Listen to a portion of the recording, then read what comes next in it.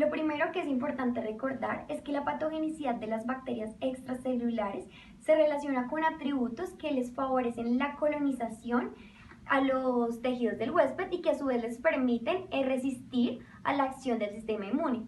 Entre estos se incluyen las proteínas de superficie, los mecanismos antifagocitarios y la inhibición del complemento. Un ejemplo es la producción de cápsulas en bacterias ya sean gram negativas o gram positivas. Esto les confiere una resistencia a la fagocitosis y pues la inhibición del complemento.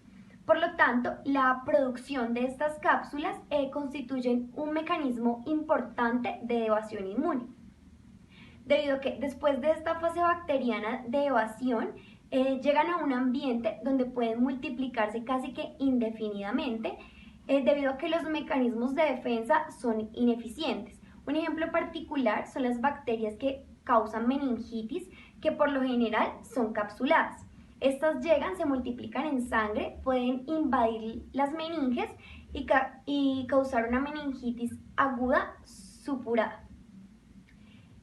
Por otro lado, el organismo está intentando generar mecanismos de defensa para oponerse al efecto que pues están generando estas cápsulas bacterianas.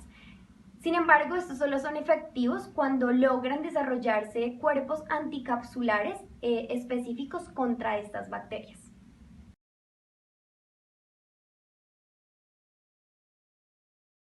No, claro que no. Existen otros mecanismos que utilizan las bacterias extracelulares para evadir la respuesta inmune. Uno de ellos es la variación genética de antígenos de superficie. ¿Esto qué quiere decir? Que cambian la combinación genética, lo que les permite como escapar u oponerse a anticuerpos específicos que ya estaban dentro del huésped.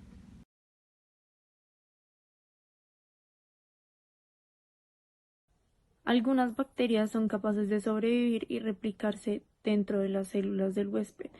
Un ejemplo es Mycobacterium y Listeria monocytogenes, que son capaces de sobrevivir y reproducirse dentro de los fagocitos. Como este es un nicho inalcanzable para los anticuerpos circulantes, se necesitan mecanismos inmunes diferentes a los de las bacterias extracelulares. Los mecanismos centrales de la inmunidad innata frente a estas células son la fagocitosis y las células natural killer.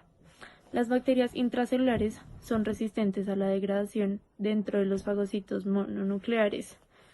Esta resistencia contribuye en gran medida a que algunos patógenos, como por ejemplo Mycobacterium tuberculosis, sean capaces de permanecer por largos periodos dentro del huésped y establecer infecciones crónicas de difícil erradicación.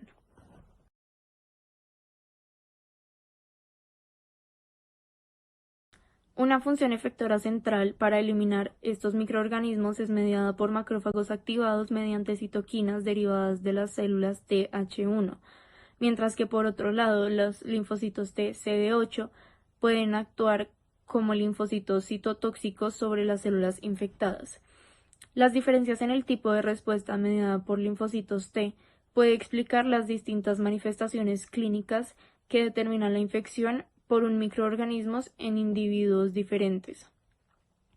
En algunas situaciones depende de las citoquinas secretadas en el transcurso de la respuesta, que determina un grupo, ya sea Th1 o Th2, que inducen a mecanismos efectores diferentes, mientras que la respuesta de tipo 1 favorece la inmunidad celular y determina los niveles bajos de anticuerpos. La de tipo 2 es todo lo contrario, es decir, niveles altos de anticuerpos y baja inmunidad celular.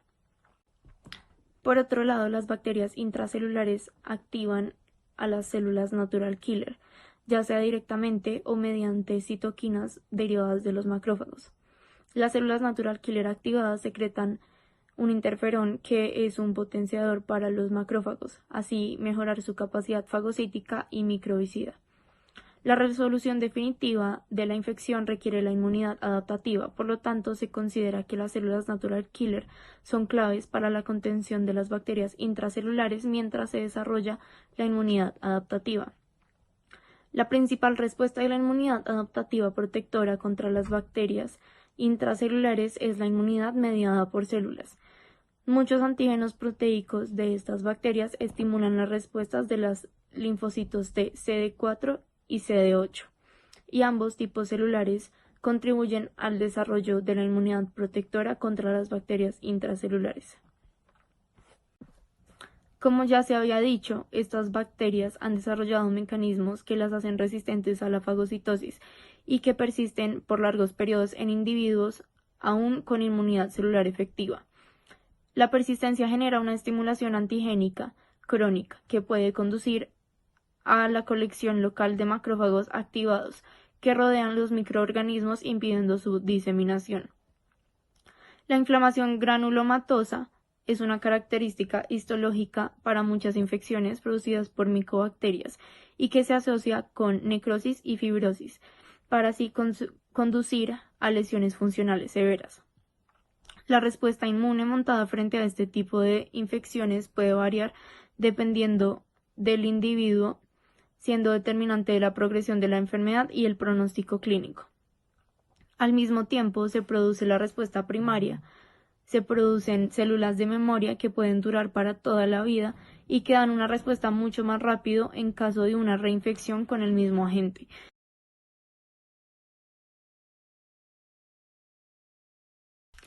La inmunidad adaptativa frente a las infecciones virales está mediada por anticuerpos que bloquean la unión del virus a su entrada en las células del huésped y los linfocitos citotóxicos que eliminan la infección al destruir las células infectadas.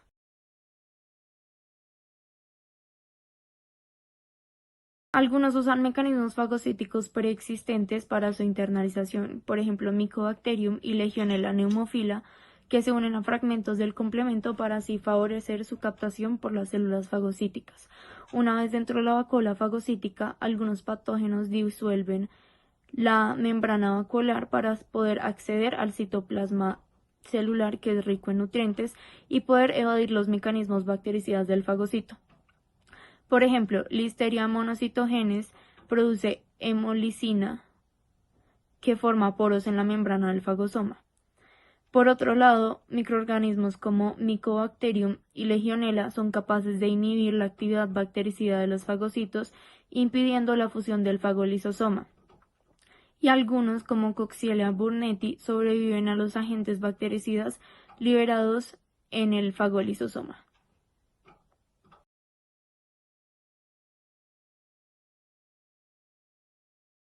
Bueno, las enfermedades parasitarias son aquellas enfermedades producidas por parásitos, ya sea protozoos, helmintos o ectoparásitos. Gran parte de los parásitos poseen ciclos vitales muy complejos. Su entrada al hombre puede ser por medio de huéspedes intermediarios. Los parásitos pueden transmitir infecciones crónicas debido a una débil inmunidad innata hacia ellos y a la fuerte capacidad de los parásitos para evadir el sistema inmune.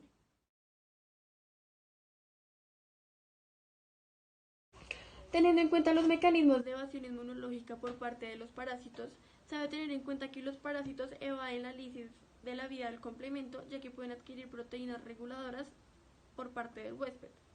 Por otro lado, los macrófagos pueden fagocitar a los protozoos, pero en muchos casos estos protozoos no pueden ser fagocitados y terminan replicándose dentro del macrófago. Otro mecanismo de evasión inmunológica por parte de los parásitos es el enmascaramiento antigénico, el cual es en donde el parásito se puede recubrir con proteínas del huésped. Y por último mecanismo de evasión, se tiene en cuenta que muchos parásitos pueden desprender sus cubiertas antigénicas.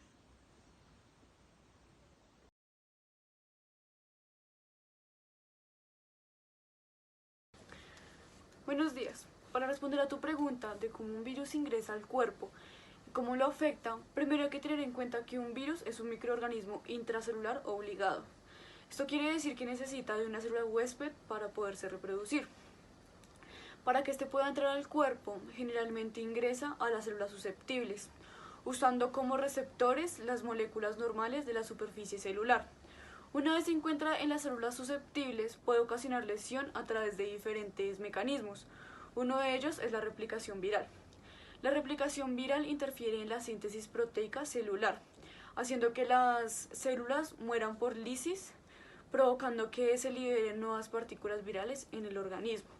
Otros virus pueden provocar infecciones latentes, permaneciendo quiescentes en el organismo por largos periodos de tiempo, sin conducir a la muerte inmediata de la célula.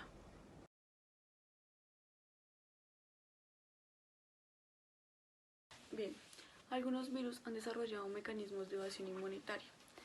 Algunos de estos se basan en alterar sus antígenos para así dejar de ser dianas para las respuestas inmunitarias.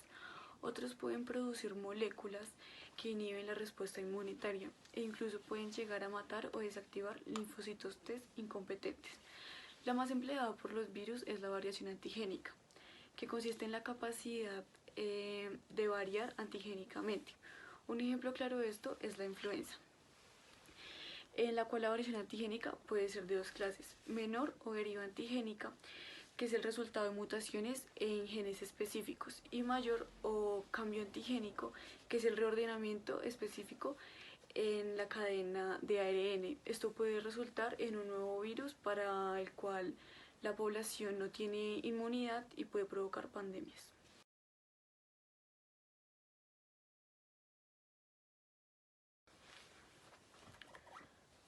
Para entender la vacunación hay que hablar de inmunización pasiva y activa.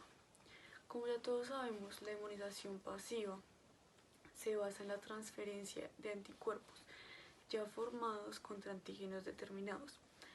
La inmunización pasiva puede ser de dos clases: la natural y la artificial.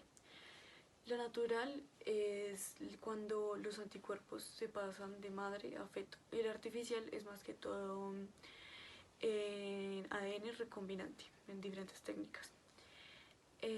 Cuando hablamos de vacunación, bueno, primero que todo hay que tener en cuenta que la inmunización pasiva se considera un tipo de vacunación, pero cuando hablamos de inmunización activa se sabe que esta tiene un nivel de protección mayor y más duradero contra agentes infecciosos.